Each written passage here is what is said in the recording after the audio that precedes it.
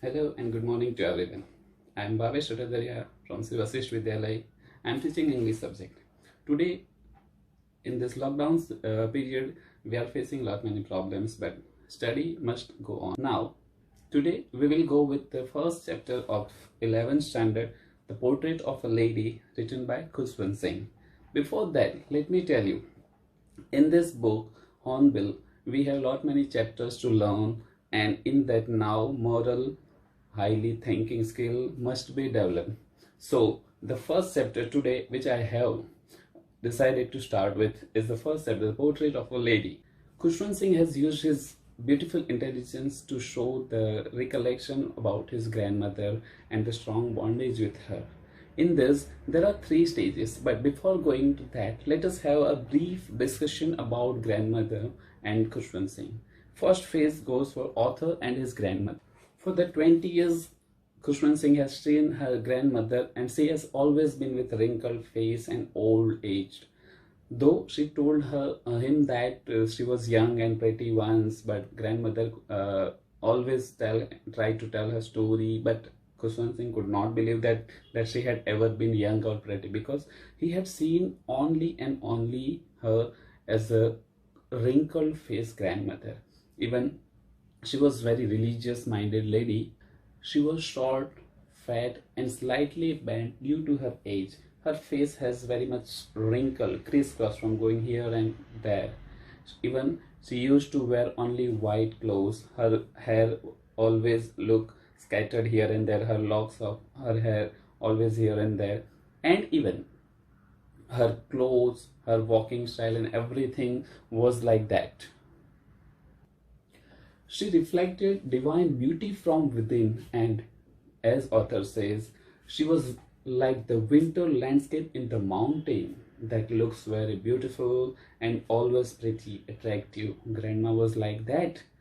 You will always find her with her rosary beads, that we can say that the religious mala that we used to see our grandparents to count its beads and taking the name of god and goddesses or our own religious matters. Now, first phase, there are three phases very important in his life. The first phase, that is about his childhood, how grandma has grown him up and how they used to be. Now the first phase comes with that his parents left him into the village, and they left the village for city. They wanted to settle there down. So the childhood of Khushwant Singh been there in a village with grandmother. In their daily routine, grandma used to wake him up, bath him and dress him up for school. While bathing him, grandma used to recite the prayers, just that son has a good vocabulary and as well as good learning for scriptures. But Khushwant Singh liked to listen the voice of her grandmother, and that's why he listened her. Otherwise, he didn't bother to remember all the religious thing. But he loved to listen the voice, and that's why he heard her a lot. Now, grandma prepared him for school and prepared all the thing in a bundle and gave it to him for school. In morning breakfast, she gave him stale chapatis applied with butter and sugar. Okay, then while going for school, grandma took the left out chapatis with her, which she gave to the village dogs that they followed them. And she always remained there till school timings in the temple beside the school. When Khushwant Singh used to learn the scriptures and all the things in school time, she used to read scriptures and religious books in temple. Now this is the first phase of their life. Now we'll go with the second phase, that is turning point in their relationship. When they moved to the city, when their parents settled down, they moved to the city. Khushwant Singh used to go to school in a school bus. Now grandma could not accompany him to the school. She didn't like it that, but what she could do? Nothing. And she has to accept everything as it goes. Later on, when she came to know that he was given music lesson in the school, and she didn't like it at all, because here she thought that music is not for the gentle folk, good folk that live in the society, for good people, and that's why she used to talk very less after that. Even As there were no dogs, she used to feed sparrow in the city life.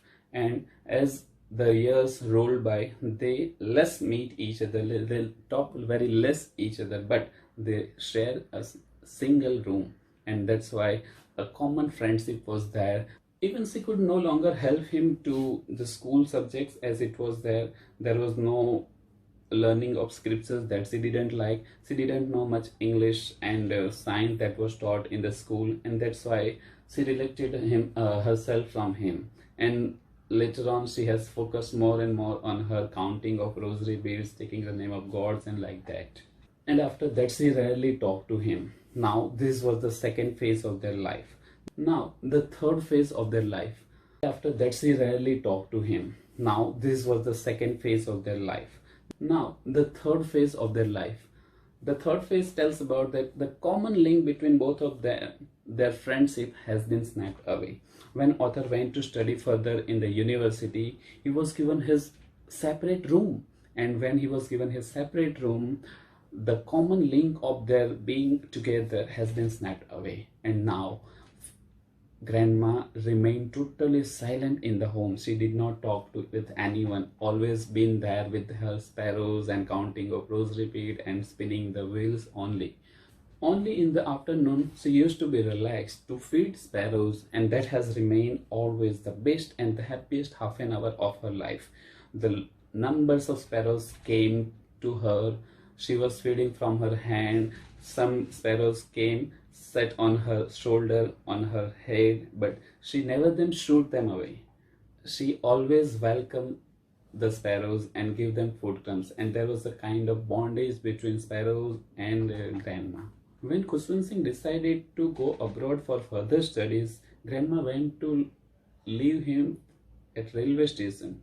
She did not show a single sentiment, just hugged him, kissed on his forehead, and uh, did not say even goodbye. That was the most imprint on his forehead. Kushwant Singh thought that this is the last physical contact with his grandmother and him. And now, who knows that after completion of my study, when I will come back, she would be alive or not. But he was wrong. After 5 years, when Kushwant Singh came back after the study from foreign, he found that grandma was there. She came there to receive him. At that time, she hugged him, and that was the best time for him. But he thought she would say something, she would show some sentiments, but no. Her best time was counting of rosary beads and prayers. On that evening, something strange happened. When Kushwant Singh came back after 5 years of completion of study, grandma started a kind of different behavior, and that has never been earlier seen. She called the neighboring women and collected them in her home. She brought a dilapidated drum and started singing of homecoming of warriors. She did not stop. She was persuaded by parents of Kushwant Singh and said that please stop now. At that time she stopped. During the next morning, grandma fell ill and doctor was called. Doctor said it was a mild fever and it would go.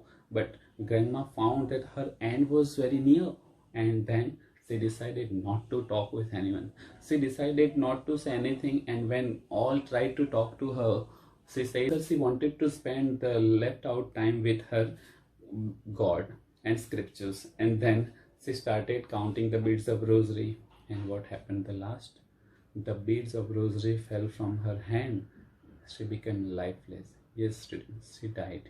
She died very peaceful death.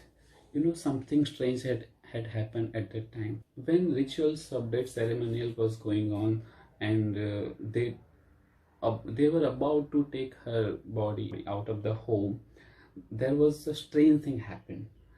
Numbers of sparrows, thousands of sparrows came and sat around the dead bodies of grandmother. Mother felt that it might be they needed breadcrumbs because it was their time, but it was not like that. They came to pay her tribute, and when the corpse, dead body of mother was taken out of the home, they did not pay attention toward the single crumb. They just flew away.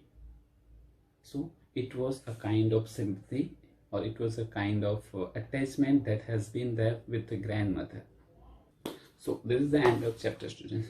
Today we have seen the first chapter of Hornbill book, and you might have seen how the attachment, bondage of grandmother and grandson was there. You might have seen that growth of a child plays very vital role with the attachment of grandparents, and here we have seen same thing. What we have seen in our first chapter, that was first portrait of a lady written by Kushwant Singh, growth of Kushwant Singh from childhood to grown up one. In village life, first phase in village life, we have seen that he was grown up with grandmother with intense care and love. In second stage, we have seen that they were called in the city and he was given same room for sharing with grandmother, and but school was different, she could not help, and lastly the gap between their relation was expanding. Then third stage came when he decided to go for further study in university. He was given separate room, and no sharing of room was there. The common link between both of them has been snapped, totally lost. And then what had happened? Finally, she decided to be with her rosary beads, feeding of sparrows, counting of beads, and spinning wheel only. When he decided to go for further study in abroad, she did not show any emotions, but it was there, but she did not show. And when he came back, she was very much happy. She showed her happiness by singing the song of Homecoming of Warriors that has been sung for the king, those who have gone for war and get victory. That has been there now. Finally, the next day she fell ill. She found that her end is near and she died very peaceful death. Okay, so that was the end of the chapter. Thank you for watching the video. I hope you like it, and thank you. Be at home, be safe, take care of yourself. See you soon.